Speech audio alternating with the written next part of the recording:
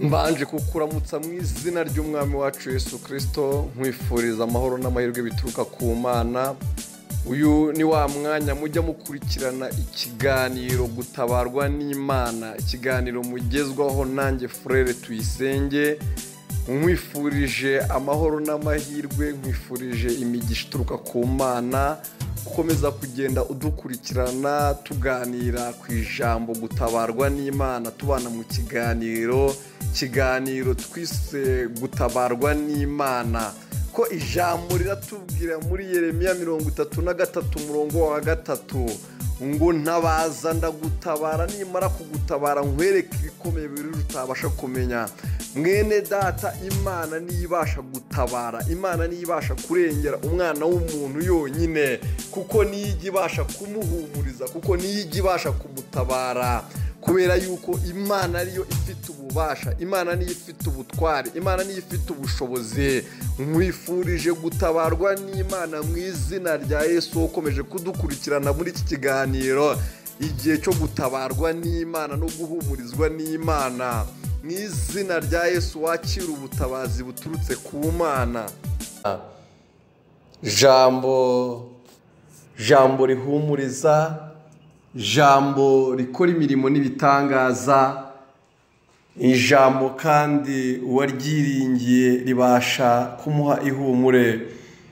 Turacyari mu kiganiro gutabarwa n'Imana. Mu by'ukuri ni Imana itabara, ni Imana ifite imbaraga, Imana ifite byose. Mu by'ukuri umwana w'umuntu afite intege nkeya, umwana w'umuntu ntabwo navuga ngo arakomeye. Yego mu isi harabo dukunda kwita ngo barakomeye mu bwenge, mu buhanga, mu cyubahiro, n'ibyo babashije kugeraho bakoresheje imbaraga zabo, ariko dukomera hagati muri twebwe ubwacu.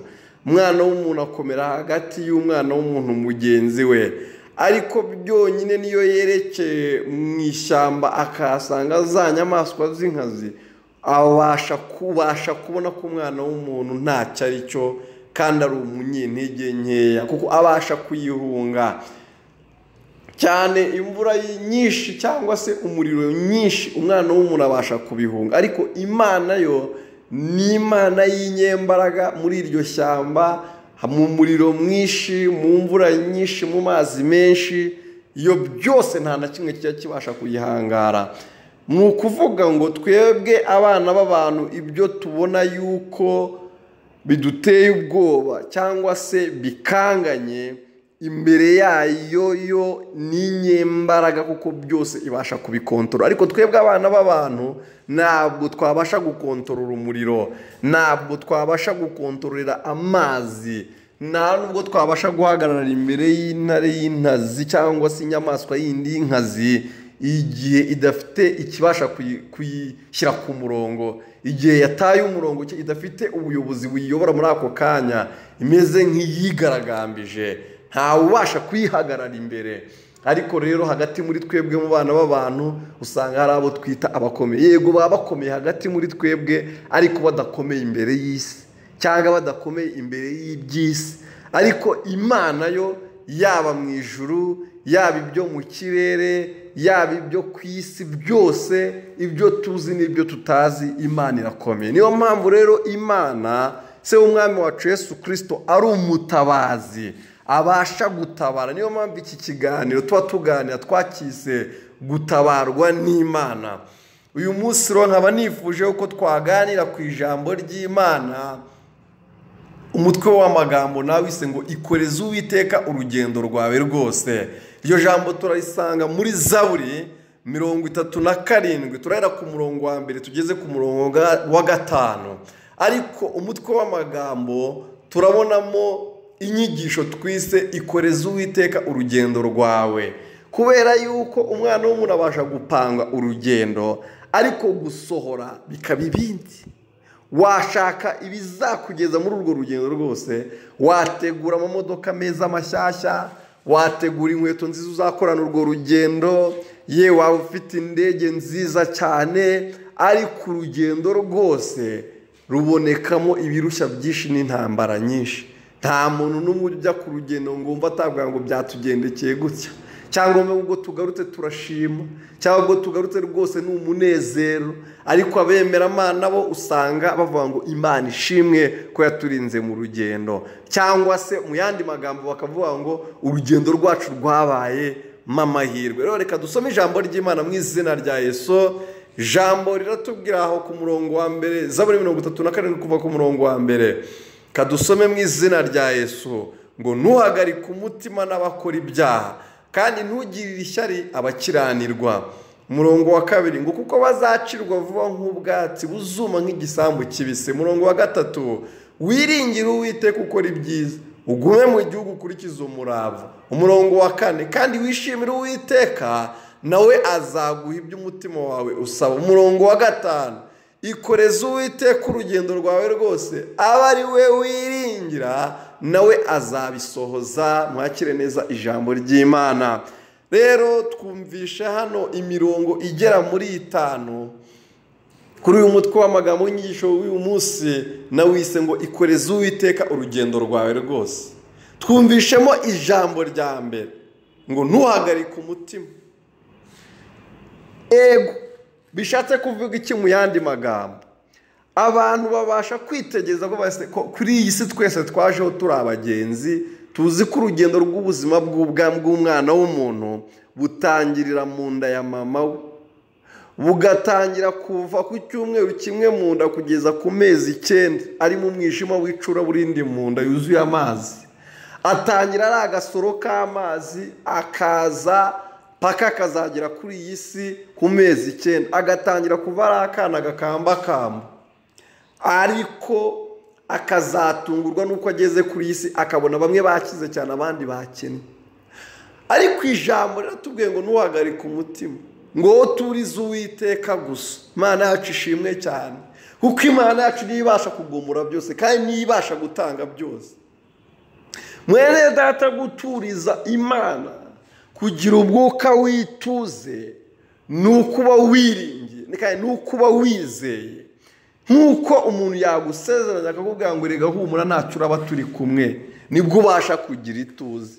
Ariko uri wenyine igihe ugeze mu makuba, cyangwa ugeze mu byaha, cyangwa ugeze mu bihe by'ingorane, gutuza kuba ari nako ubuhangayitse. Ariko ijambo riratubwira ngo uturize Uwiteka.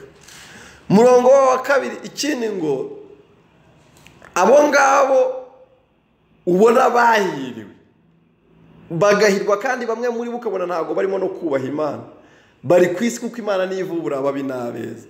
Ijambo ryatubwiye ngo abo ngabo ntubagirire ishyari, ngo uramenye ntugirire ishyari abanyabyaha, kuko ahangaha Bibiliya yatweretse ko ijambo ry'Imana babandi ngo bakora ibyaha ngo bazacirwa vuba nk'ubwatsi bubisi. Ni ukuvuga ngo igihe cyabo ntabwo ari kirekire cyane.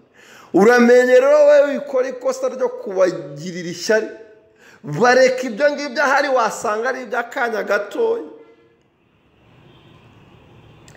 Ku mutindi Bibiliya ijambo ryatubwiye ngo abanyabyaha nta gihe kinini bafite mwene data, ngo ibyabo ni iby'igihe gito cyane. Rero wibagirire ishyari, ahubwo weho ngo wiringire Uwiteka. Ariko kumwiringira ntibigarukiraho, ahubwo numara kumwiringira ngo ukore ibyiza. Imana yacu ishimwe cyane kandi tugirire neza. Mu by'ukuri mu mwana w'umuntu kugira neza ni hafi ya ntabyo, gukora ibyiza ni hafi ya ntabyo. Ariko ijambo ryavuze ngo wiringire Uwiteka, nurangiza kumwiringira ngo ukore ibyiza mwene data. Nuvuga ngo buri kantu kose ugiye gukora ka keza uvuge ngo Mana, ngo akandagakoze kuko nizeye ingororano yawe, akandagakoze kuko uzangirira neza. Niwe ijambo ryatubwiye ngo wiringire Uwiteka, nurangiza ukora ibyiza, kuko Uwiteka ngo ntajya akiranirwa ngo yibagirwe imirimo. Umurimo wose wakoze ukoreye mu Mana, Imana ngo nijye ikiranirwa ngo yibagirwe iyo mirimo wakoze ku bwayo. Imana yacu ishimwe cyane kandi Imana yacu tugirire neza. Ijambo nanone rya gatanu riragira riti ukoresha umurava. Imana yacu ishimwe cyane. Abantu bo muri iyi minsi navuga ngo bamaze kugenda baba banebwe. harimo indi migani bagenda bakoresha ngo karushya isaba, ugasanga wageze mu kazi ariko ntushyiraho umurava, uri muri korali, uri mu nzu y'Imana urakorera umurimo w'Imana ariko ntushyiraho umurava. Ariko ahangaha ijambo ryatubwiye ngo ukoreshe umurava, kuko Imana atari Imana y'abanebwe, kuko nayo ubwayo ni inyamurava, nayo ubwayo ikoresha imbaraga nyinshi cyane. Imana yacu ishimwe cyane, ngo ukoreshe umurava bizatuma Uwiteka akwishimira kandi akunezererwa. Irindi jambo rya gatandatu dusanga muri iri jambo tuganira ngo wishimire Uwiteka. Mwene data, hari abantu babaho bahora barakariye Imana kuko banyura mu bihe by'ibiruhije, kuko banyura mu bihe bigoranye, kuko banyura mu bihe bibi cyane, ugasanga ahora arakariye Imana, avuga se ngo nanjye ninjye waba njyewe, ariko se Mana nagutwaye iki, ariko se kuki ibi ngibi ari njyewe bibaho. Ariko ijambo ryatubwiye ngo wishimire Uwiteka, kandi muri uko byishimo unashime mu Uwiteka. Ahari uyu munsi wawe uri kurira, ariko ejo bikaba ibitwenge. Imana yacu ishimwe cyane ko twagiye tubona abantu benshi muri ibyo yuzuye Umwuka Wera yararirimbye ngo hari kurira kujya kurarira umuntu, ngo ariko mu gitondo impundu zikavuga. Imana yanjye ishimwe cyane, kandi Imana yanjye ihabwa icyubahiro, yuko hari igihe bujya bugoroba, yuko hari igihe bujya bwijima, ariko mu gitondo umucyo wayo ukamurika. Imana yacu ishimwe cyane. Kurira ngo kujya kurarira umuntu, dufite ubuhamya bw'abaraye barira, dufite ubuhamya bwa Yakobo, yaraye ngo yiseguye ibuye, yaraye nta byiringiro, yaraye i Beteli avuga ngo bigende gutemana, ngo ariko ahantu umunsi wahangiriye neza, ngo ni ukuri nzakwibuka kandi nzagukorera. Hari igihe Yakobo yaraye mu mwijima, ariko Uwiteka igitondo kimwe uramwibuka. Hahandi yaraye arira, umunsi umwe ahagira ari guseka. Mwene data, hari igihe wasanga uri guca ahantu nawe uri kurira, ariko ndakwinginga wishimire Uwiteka, unamushime, unezererwe Imana y'agakiza kawe. Watura uvuge ngo ahari kurira dore ndakuraranye, ngo ariko mu gitondo ubu ngubu ari igihe umuntu uzavuga, kuko n'Uwiteka ubasha kubikora, kuko n'Uwiteka ubasha kugira icyo arema, kuko n'Uwiteka ubasha kugira icyo asohoza. Wishimire Uwiteka mwene data. Ijambo rya karindwi ngo usabe Uwiteka. Ijambo riratubwira ngo turi babi ariko tuzi guha abana bacu ibyiza. Wese aba Uwiteka. Ahari waramusabye kuwa mbere, kuwa kabiri ntacyo wari wabona. Ahari waramusabye mu mwaka ushize na n'uyu munsi, yenda hashize 2 cyangwa 3 cyangwa. Mwene data, hari abo uzabona batavutse ngo bahite baba bakirara abana. Dufite ubuhamya bw'abamaze gukira bashaje. Ahari uyu munsi yabitaragusubiza ikagusubiza muri 10, cyangwa se ikagusubiza muri 20, cyangwa se muri 30, cyangwa cya kirema cyo cyo kumugeza igihe amazi ngo cyari cyamaze imyaka 39, ngo kidafite ibyiringiro, ngo kidafite no kugiterura. Ariko Yesu umunsi umwe ngo abana arahagira ngo arakibaza ngo ese urashaka iki, washaka ngo ukorere iki. Ahari mwene data, wasanga ugeze ku ifirimbi yanyu, wasanga ugeze muri burakeye bukeye, kugira ngo Uwiteka abashe kugira icyo akuremera. Mwene data, abashe kugira icyo yagukorera. Amanywa n'ijoro ry'usaba ngo yemwe abibutse Uwiteka nimukamuhemere, ngo yemwe abasaba Uwiteka muhore mumwiringira. Hari umugani umwe w'umupfakazi umwe njya nkunda cyane, ngo yagiye ku mucamanza bajya kuvuga ngo ndengera, ngo mu gitondo akajyayo, ngo ariko uwo mucamanza akavuga ngo genda winsakuriza, ngo nimugoroba akongera akagaruka, ariko uwo mucamanza ngo akamwima amatwi, nanone ngo n'ejo umupfakazi akagaruka, umupfakazi aravuga ngo sinzigera namirwa, ngo nuko akajyaza buri munsi, ngo nuko akayatera iperu nk'ugiye ku kazi, ajyanye ijambo ngo ndengera. ngo ariko igitondo kimwe ngo wa mucamanza aravuga ngo nubwo nubaha Imana kandi sinkunde n'abantu, ariko uyu mupfakazi arandembeje, uyu mupfakazi aransaba ntitirije cyane.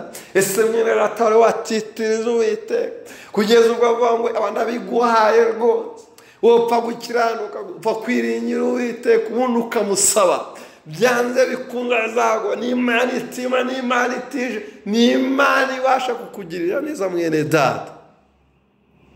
Ngo nuko wa mucamanza ngo aravuga ngo sinubaha Imana, ngo ari kure uyu mubyeyi reka murengere, ngo aramurengera. Imana ibasha kukurengera mwene data.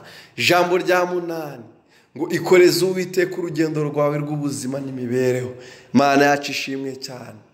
Bwira Imana ngo Mana, njye ubwanjye nabo twavukanye ntabwo babashije bamwe gukomeza muri urugendo rw'ubuzima. Bamwe bararwaye basigara kwa muganga, abandi twiganye ntabwo twarangizanyije, nabo twarangizanije bamwe babonye akazi n'abandi barakabura, ahandi bamwe barakabonye njye ndakabura, cyangwa narakabonye abandi barakabura. Ariko ijambo ryatubwiye ngo ikoreze Uwiteka urugendo rwawe rw'ubuzima n'imibereho, ngo nibwo bizasohora amahoro. Bwira Imana ngo Mana, uru rugendo, yaba urugendo rw'akazi ngiyemo, yaba urugendo rw'amashuri ngiyemo, yaba ari urugendo rwo gushaka urugo, yaba ari urugendo rwo kujya mu ngendo runaka, Mana ndarukwikoreje kuko nibwo ruzasohora amahoro. Fukamubwira Imana ngo Mana mwikoreje urugendo rwanjye kandi abaruweho kurunyoboramo. Dore Mana muri iyi minsi nzerekeza runaka, ariko uzanjyana imbere n'inyuma. Ragiza Uwiteka urugendo rwawe rwose, yewe wabasha kumuragiza urw'imibereho ukavuga ngo dore mfite imyaka iyi, nungeza kuri iyi Mwami uzashimwe. Reka uzabane nanjye kuri iyi myaka runaka nsigaje, reka uzabane nanjye muri iki gikorwa runaka ngiyemo. Imana mwene data ibasha kubisohoza amahoro. Imana ibasha kukugirira neza ikakuyobora. Ijambo rya 9 ngo wiringire Uwiteka Imana yawe umwizere. Imana yacu ishimwe cyane. Ijambo ratubwira ngo kwizera kutagira imirimo ngo kuba gupfuye. Izere Imana, kora ibikorwa byo kwizera. Imana yacu ishimwe cyane. Wafata umunsi ukagenda ukavuga ngo Mana nje kukwirirwa imbere masaha runaka kuko nshaka ngo nkwizere. Hari ikintu runaka ngiye kuzajyamo, hari ahantu ngiye kuzerekeza, hari aho ngiye kuzajya kwaka akazi, ariko Mana aya masaha nyamazeha kuko nkwizeye kugira ngo uzamfashe. Yesu ashimwe cyane. Imana yacu yahabwa icyubahiro. Ntago ari ibiguzi. Imana ntago tubasha kugira ibyo tuyiha kugira ngo ibashe kugira ibyo ikora, oya, ahubwo icyacu ni ukwizera gusa. Ahubwo tugakora imirimo yo kwizera. Kwizera Imana, kwizera ukayiringira ukavuga ngo Mana dore ikintu kikwikoreje. Nicyo byatumye Salomo yanga kurara mu nzu y'ubwami, ngo aragenda ashaka akanunga karuta utundi tununga twose. Si uko atari yiringiye ko ise Dawidi yakoreye Imana, Imana ibasha kumurinda ku bwa papa we, ahubwo ngo aravuga ngo ashaka agasozi karuta utundi dusozi twose, ngo ashaka akanunga karuta utundi tununga twose icyubahiro, ngo akarara hejuru, ngo atamba ibitambo birenga 1000. Ngo bigeze mu ijoro Imana iramumanukira iramubaza ngo kuki waje kurara Salomo? Ese urashaka iki Salomo? Ngo kubw'icyo ukoze kuko wabaye umwami ukanga kurara mu nzu y'ingoro ku munsi wawe wa mbere, ukaba wandaye imbere, ukaba wemeye kwitanga, nawe nsaba icyo ushaka. Imana yacu ishimwe cyane.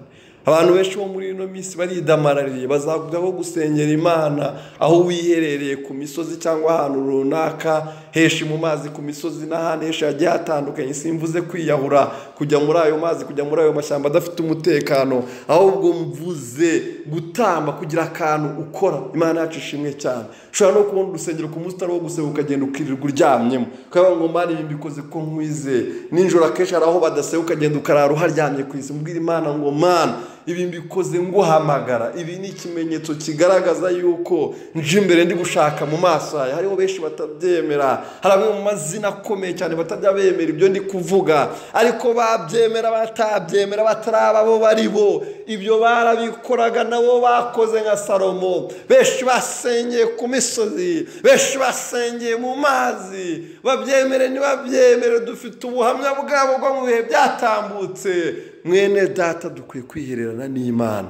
Imana yacu ishimwe cyane. Kwiringira Imana no kwiyizera no kwirekura, no kugira kimwe mu bimenyetso bigaragaza uko kwiringira, no kugira kimwe mu bimenyetso bigaragaza mwene data, kugira ngo Abrahamu atange ikimenyetso cyo kwizera Imana byamusabye gutanga umwana we rukumbi w'ikinege. Nawe hari icyo watanga ngo wiringire Imana. Simvuze kuri ya mafaranga, tanga amafaranga tuguhesha umugisha. Oya, ibyo gukorera Imana ni byinshi cyane, no gushaka mu maso y'Imana ni byinshi cyane. Imana yacu ishimwe cyane. Ijambo rya 10, gukunda Imana no kwishakana umwete. Imana yacu ishimwe cyane. Uzajye mu ijambo ry'Imana uzabona bamwe mu bagabo bagiye bakunda Imana ntibabashe no kuyima ibyayo, ntibabashe no kuyima mu bwabo. Imana yacu ishimwe cyane. Hari ingero nyinshi cyane ku bantu bagiye bakunda Imana. Ngo Abrahamu akunda Imana kugeza ubwo Imana iravuga ngo Abrahamu, mbonye ko unkunda, kutabashije kunyiba icyo wari ufite cy'ikinege. Imana yacu ishimwe cyane. Kwishakana umwete, ngo nuko Imana iramubwira ngo sohoka mu nzu kwa Isotera, ngo arasohoka umugabo atazi naho yerekeza. Nawe hari byinshi wakora, wakwiyangajemo mu buryo bwo kwizera Imana. Imana ikabasha kukugirira neza, Imana ikabasha kuguhembura, Imana ikabasha kugufungurira imiryango y'umugisha, kuko ni Imana ibifitiye ubutware, ni Imana ibifitiye ubushobozi, kuko niyo ifite byose mu kiganza cyayo. Ijambo riratubwira mu Migani 18:17 ngo nkunda bankunda kandi abanshakana umwete bose bazambona. Mwene data, nukunda Imana kandi ukayishakana umwete uzayibona. Aho iri jambo ry'Imana turisomye muri Zaburi 37 kuva ku murongo wa 1 kugeza ku murongo wa 5. Aho ijambo twaganiyeho ku murongo wa 5 rikuvuga ngo ikoreze Uwiteka urugendo rwawe rwose, ngo ari we wiringira nawe azabisohoza amahoro. Twabonyemo ibice by'amagambo bigera ku magambo 10. Ijambo rya mbere ngo ntuhagarike umutima wawe, uturize Uwiteka. Ijambo rya kabiri ngo abakora ibyaha ntubagirire ishyari. Ijambo rya gatatu ngo abanyabyaha nta gihe kinini bajya bamara. Ijambo rya kane ngo wiringire Uwiteka ukora ibyiza. Ijambo rya gatanu ngo mu byo ukora byose ukoresha umurava. Ijambo rya gatandatu ngo wishimire Uwiteka kandi ujye umunezererwa unamushima muri byose. Ijambo rya karindwi ngo dusaba Uwiteka niba harimo n'ibyo ugambirira kugeraho, n'ibyo werekezamo, n'ibyo ushakisha, ariko bisaba Imana, kuko ahari we wabishakisha n'ubitaho wabishakisha ukabigeraho ukoresha imbaraga nyinshi, ariko iyo wabisabye Imana ibasha kukorohereza ukabigeraho bikoroheye. Ijambo rya 8 wowe wikoreze Uwiteka urugendo rw'ubuzima bwawe n'imibereho yawe n'amagara yawe n'ubuzima bwawe ubishyire mu biganza by'Imana. Ijambo rya 9 ngo wiringire Uwiteka Imana nurangiza umwizere kandi ukora ibikorwa byo kwiringira Imana n'ibikorwa byo kwizera Imana mu kwishakana umwete. Ijambo rya 10 ngo gukunda Imana no kwishakana umwete, kuko dusoreje ku ijambo rivuga ngo nkunda bankunda kandi abanshakana umwete bazambona. Mu by'ukuri Imana idukunda tutari beza, idukunda twese muri rusange, ngo ikunda n'abanyabyaha, ariko cyane kugira ngo umuntu abashe kuba inshuti n'Imana. Twumvishije amateka Yesu wabaye muri iyi si, ariko ngo yari afitemo bamwe mu bari inshuti ze, bari afitemo abo yakundaga kuruta abandi, bari inshuti magara. Rero Imana wabasha kuyigira inshuti magara. Mu by'ukuri dukunda twese muri rusange kuko turi ibihangano byo, turi ibiremwa byayo, ariko wayishaka n'umwete mwene data ubasha kugira ubushuti bw'umwihariko, mubasha kugira ubushuti bw'umwihariko, ku buryo naho mu ijuru naho wabuteraniye hose, nk'uko yajyaga igendana na Yobu, ngo nuko yabona Satani ikamubaza ngo Satani urava ukajya he? Ese witegereje inshuti yanjye, witegereje Yobu? Nawe aho wabura izina ryawe Imana ikavuga ngo ese witegereje Frere Tuyisenge inshuti yanjye, Imana ikagutangaho reference mu bushuti budasanzwe. Mwene data, gushakana Imana umwete ni ikintu cy'ingenzi cyane. mwene data dusoreje ahangaha nge twaganiraga mu kiganiro gutabarwa n'Imana, mazina yanjye Frere Tuyisenge. Ubaye warasubiye inyuma, ubaye utarakira Yesu Kristo nk'umwami n'umukiza wawe, uyu waba ari igihe cyiza cyo kugira ngo wakire Yesu Kristo kubera umwami n'umukiza wawe. Subiramo aya magambo. Waba warasubiye inyuma cyangwa utarakira Yesu Kristo nk'umwami n'umukiza wawe, subiramo aya magambo ngo: mwami Yesu, nciye bugufi mbere yawe, nyemerera mazina yanjye yandukure mu gitabo cy'urupfu, yandike mu gitabo cy'ubugingo, mu izina rya Yesu. Kuva uyu munsi nandikwe mu gitabo cy'abana b'ubwami, nandikwe mu gitabo cy'abana b'Imana, kuko ijambo ryawe rimbwira ngo abamwemeye bose ngo bahawe ububasha n'ubushobozi bwo kuba abana b'Imana. Muri Yohana 10:12, mwami nanjye ko nakwemeye uyu munsi, nyemerera mpinduka umwana wawe w'ubwami, nyemerera nyir'ingabo mpemburwe, nambikwe imbaraga zo kuba umunyamasengesho, nambikwe imbaraga zo kuba umukozi w'Imana no kugendera mu mbaraga z'Imana. Amanywa n'ijoro nge mbasha kubaneka muri weho no kugushima no kuguhimbaza. Urakoze kubyumvishe mu izina rya Yesu, amen. Mana, nsengeye umuntu wumvishije ijambo ryawe muri iki kiganiro gutabarwa n'Imana, reka umutabare, umurengere, kandi uzumviye audio wese imbaraga zawe zizamukoreho. Kandi usubiyemo aya magambo yo kwakira Yesu Kristo nk'umwami n'umukiza wawe, nyemerera mwami amukura ahantu mugeza ahandi, kandi ntazasubira inyuma. Imbaraga byamurwanyaga ndabirwanije, byamunanizaga ndabinanije mu izina rya Yesu. Urakoze kuri Imana, icyubahiro kibi cyawe none n'iteka ryose uragahoroka mu izina rya Yesu, amen. Nge wabagezagaho ikiganiro gutabarwa n'Imana, mazina yanjye ni Frere Tuyisenge. Tuzasubira ku wundi munsi. Imana ibaha umugisha, Imana ikomeze kubagirira neza, Uwiteka akwishimire kandi akugirire neza, guha amahoro mu izina rya Yesu Kristo umwami n'umukiza wacu, amen.